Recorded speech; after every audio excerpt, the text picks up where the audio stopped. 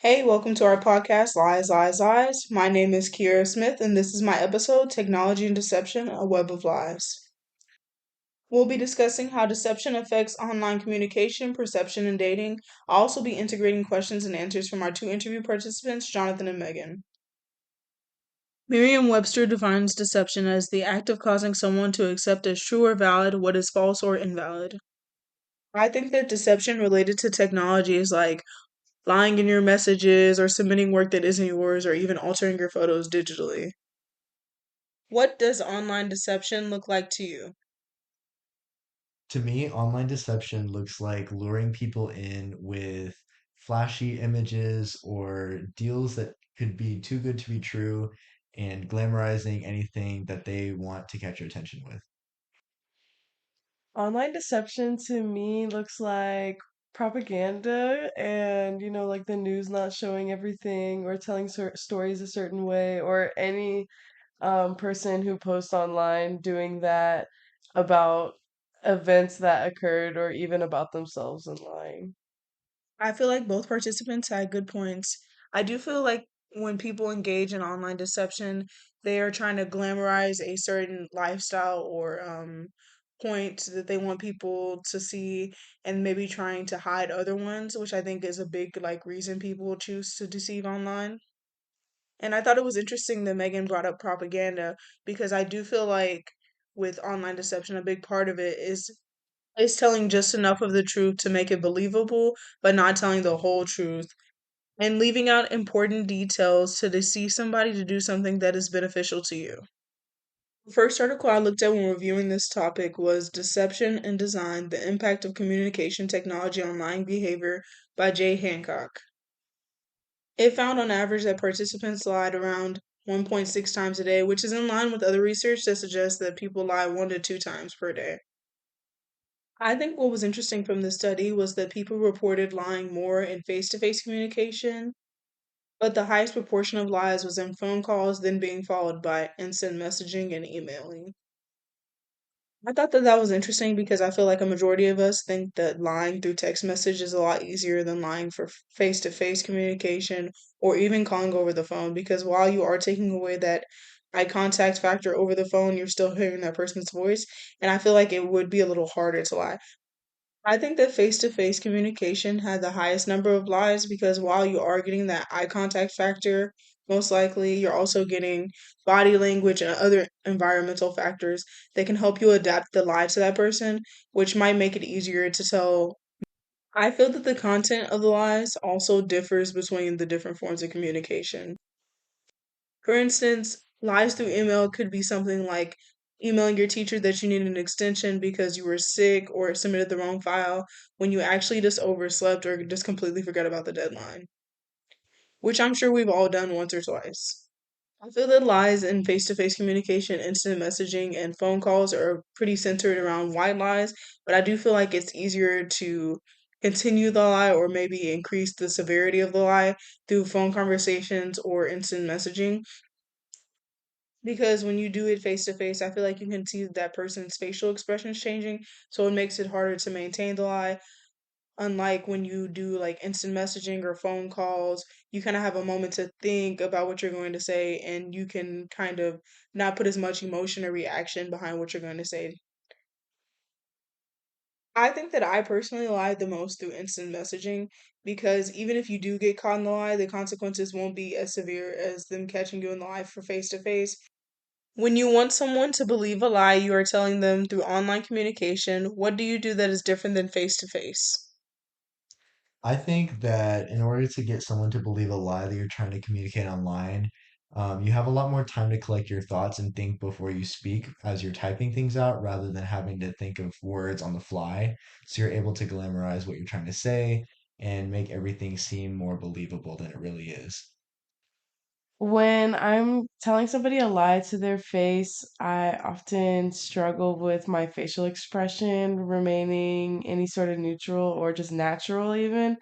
And I also just don't find the words, or I'll add unnecessary details. And so whenever I'm lying online or like through a text message, then I can just send the lie and be done with it. I think that Megan's statement about adding unnecessary details or filler words when she's engaging in face to face communication, I feel like we often view filler words like or as and adding extra details that are not particularly relevant to the story as indicators of deception. Online deception, you have more time to kind of edit and revise a lie that you would not have in face to face, which I think can make online deception more enticing. Would you feel more comfortable being lied to if you did not know that it was a lie, or would you always want to know the truth? I'd prefer to always know the truth because at the end of the day, a lie doesn't always save everyone from pain or any kind of hardship because honesty it really is the best policy and it'll save me from a lot of struggle and issues in the future. I think that I'll always prefer the truth deep down, but I can make exceptions to that whenever, sometimes ignorance is bliss and not knowing the full context and if it doesn't harm you and you can just go on with life without knowing a piece of information, then sometimes that can be the better option. I think that as humans, we seek the truth and we always want to know like everything. But I do think that a majority of us prefers to be in the dark about some things. Maybe not willingly, but if we did find out the truth, maybe it would hurt us more than finding out that it was a lie. And I think people often use lies as a protection tactic, whether that be protecting the person they're lying to or in a way protecting themselves. Speaking of protecting yourself, our second article, Deception with Technology by Jay Hancock and Jay Guillory, talks about self presentation. I think that self presentation is a big part of online deception because obviously in face to face communication, it's kind of like you get what you get and you can't really change anything about yourself. But with online deception, you can alter your images, you can get stock images, and there's just really a lot of different ways you can change your perception about yourself. You can even write different things about yourself, and there's really no way for people to fact check it without like digging deeper. The article brings up an interesting point that with computer based communication, somebody can lie about their location, their activities, or who they're with. And obviously, there is ways that you can find out what the truth, but the average person isn't going to be looking up somebody's IP or anything, so it is easier to deceive people in those ways. The article also mentions how deception is used to make individuals appear more attractive or interesting, and while I often think that we think of deception in regards to those closest to us, people lie in interviews and people lie on their resumes all the time in hopes of appealing more attractive to future employers. So I do think that there are lies we have more generalized and made normalized somewhat, and that we don't judge as harshly. The next article that I reviewed was Online Deception in Social Media by M. Tzikardikis and S. Zadali. This article discusses both content deception and sender deception. Content deception is picking and choosing what we choose to post to tailor to a specific audience that we're trying to cater to. This content is often not truly reflective of an individual's identities, beliefs, or lifestyle. With the increase in social media, I'm sure none of us are strangers to the idea of the online persona, which is a certain look we choose to perpetrate to our audience or followers. This goes along with content deception because some people will edit their photos to make it appear like they're on vacation or they're at an event when they're really just like sitting at home or something. And in order to fit into the online persona, some people will also edit their face or body to better appeal to the aesthetics that they're trying to achieve or that they want their audience to perceive them as. Online persona would be another form of self presentation that you have even more ability to control over because we have unlimited access to social medias through all times of the day, usually, and we can kind of control when we want to post. So we could take pictures from, say, 2 months ago or 2 years ago and post them as if they're recent, and the only one they really know is us. I definitely do think that social media has played a big part in the spread of online deception and like kind of like the normalization of it because if you're not like lying in your social media, it's kind of frowned upon per se to not perpetrate this and this idea of perfection not only in yourself but in your life as well. I think that social media has grown out of a way to keep in contact with your friends and family and kind of turned into a way to glamorize your life or put up a front for others because people tend to only post when they're doing good in life or when they have very nice things. And the people that post when they're doing bad in life or when they're kind of struggling, they don't do as well, which I feel can also affect their mental health. But this idea of an online persona doesn't only stop at social media, it also extends to online dating as well. The final article that I reviewed is called Reading Between the Lines Linguistic Cues to Deception in Online Dating Profiles by C. Toma and J. Hancock. This article found that while many of the self descriptions were relatively accurate, those who lied often distanced themselves from their lies by producing fewer self references and more negation, and wrote shorter self descriptions. The study also found that liars produce fewer rather than more negative emotion words, which might be in an attempt to produce a greater first impression because if you're lying on your dating profile, you are probably trying to make a good first impression that you feel could not happen if you told the truth. What makes you think someone is lying in their online dating profile? I feel like a dead giveaway to lying on dating profiles is like outdated content. So, like some statistics, for example, on like Grinder or, sexually based dating apps, they'll have your last STD testing date, and sometimes the last test date will be years ago, and then their pictures will look really old and outdated, and so you'll know that that person doesn't look or appear the way that they're trying to make themselves seem on their profile. Sometimes I can tell when someone's lying about their height in a picture because, like, if it shows their full body, with other things around it or other people, then you can kind of tell that it maybe doesn't match up with what they put in their bio, if you will. But there's also sometimes you'll see like pictures with weird crops or that just don't really look like they're cohesive as a profile. And that kind of always sticks out as a red flag to me. That makes me think it's probably not a real person or not their real face, at least. Something that I wish the article touched on that the participants did is the quality of pictures that the people are posting and how that's like a dead giveaway that they might not be truthful or something because those pictures are somewhat of a first impression for us since we're not meeting face to face like traditional dating. And I feel like that can be a big factor of why we choose to trust who we trust on there and why we might perceive somebody else as dishonest. Can you tell the difference in photo quality between those who have Samsungs or iPhones? Does this impact your perception of them? And do you think that you would be more likely to lie based on that? Yes, I think I can tell the difference in photo quality between Androids and iPhones usually. Sometimes photos will appear more washed out if the phone is older, like an older iPhone or an Android. But typically, right off the bat, that wouldn't make me not trust somebody. But based on their greetings or something like that, and the combination of the grainy photos, I would think that they would maybe be the catfish or the liars.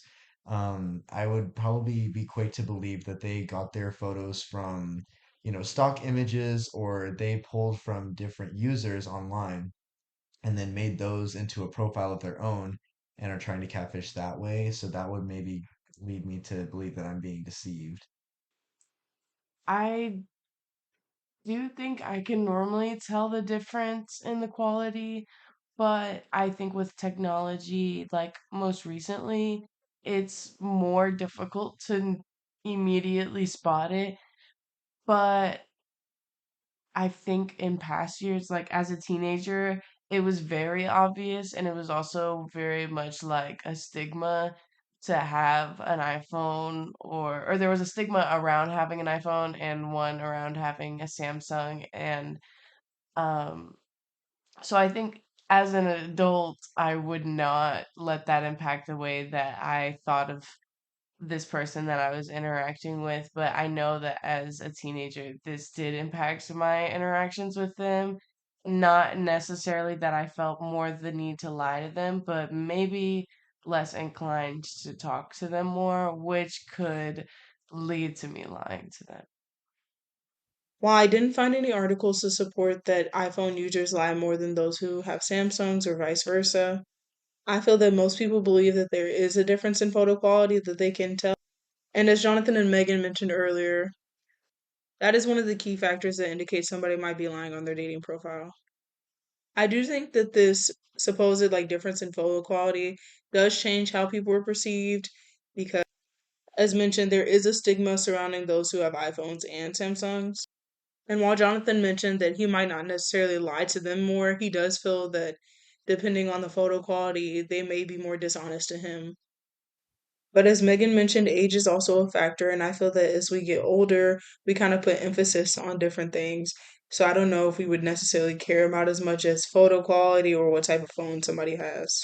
Jonathan, how do you think your experience on gay dating apps is different than those targeted towards heterosexual individuals?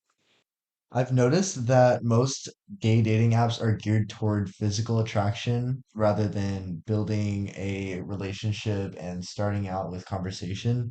Um, Probably deeply rooted because most young gay individuals have a hard time finding connections with other gays because just the heteronormativity of society, pushing for straight couples and everybody being straight around us, makes it difficult to be able to find these relationships leading us to hope for and sought after physical attraction. So that's what mainly gay dating apps are geared towards.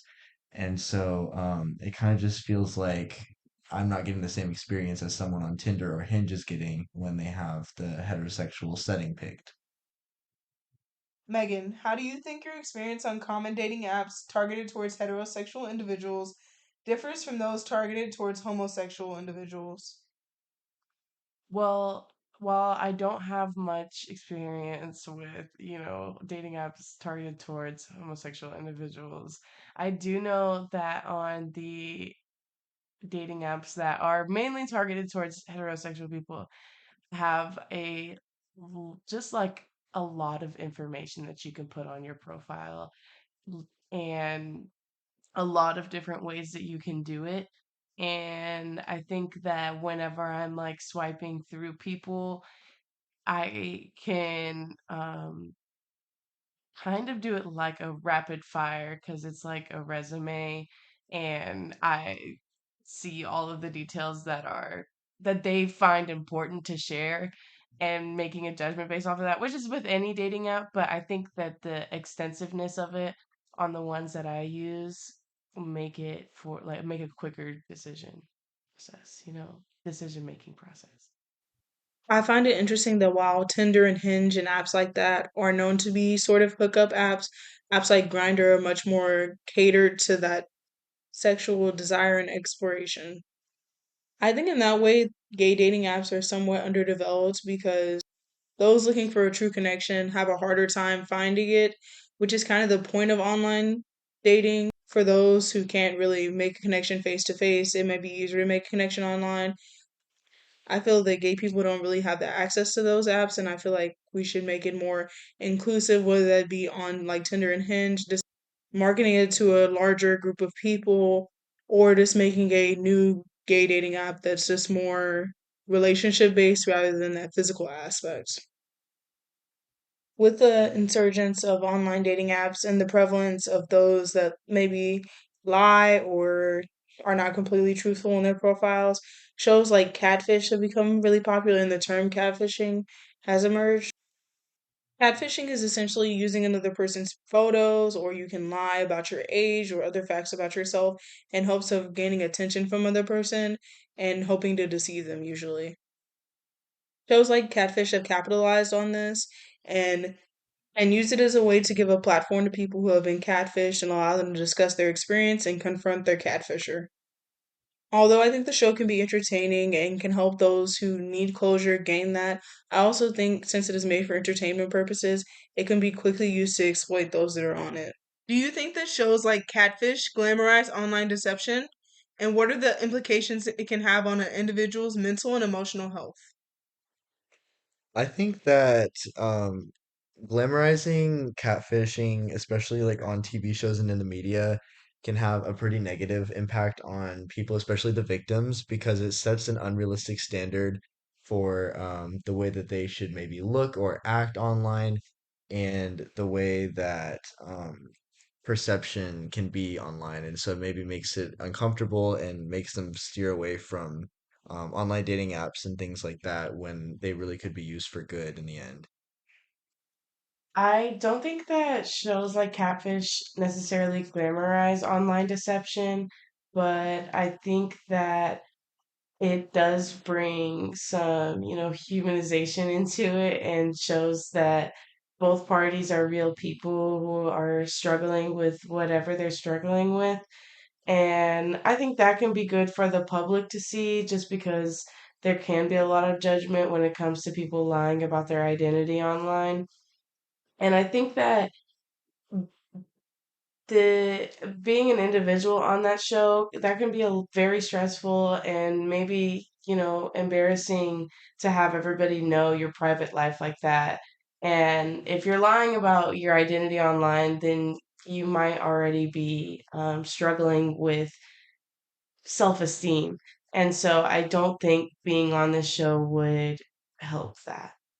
I agree that the show can have both negative and positive impacts. I like the way that Megan mentioned that if you're probably lying online, you already have low self-esteem, which is likely why you're lying in hopes of appearing more attractive or interesting to the other person. But I also thought it was important to humanize them, as Megan said.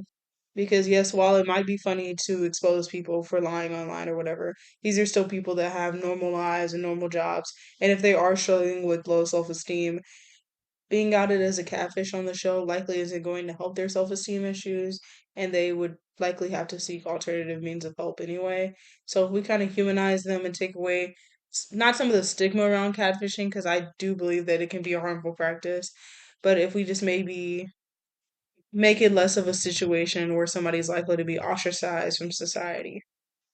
Have you ever personally been catfished? Yes, I have been catfished. There was a time that someone lied about their age and the school that they went to. And it wasn't until having a conversation and sitting down with them that I found out that they had been lying. No, I have personally never been catfished. Have you ever catfished someone? Yes, I have catfished somebody. I also too lied about my age, back when I was a minor, but I had never used any other pictures or deceptive literature to catfish anybody. No, I've never catfished anyone before. I think that this is another difference between the homosexual and the heterosexual dating styles because we see in Jonathan's responses that it was a lot more common to be catfish or to catfish people, but Megan hadn't personally experienced that herself. But I do still think that catfishing is prevalent in heterosexual dating practices. As we conclude this episode, I want to thank our participants, Jonathan and Megan, for being a part of my interview. And I want to thank you guys for tuning into my episode, Technology and Deception, A Web of Lies. My name is Kierra Smith, and thank you again for listening to our podcast, Lies, Lies, Lies.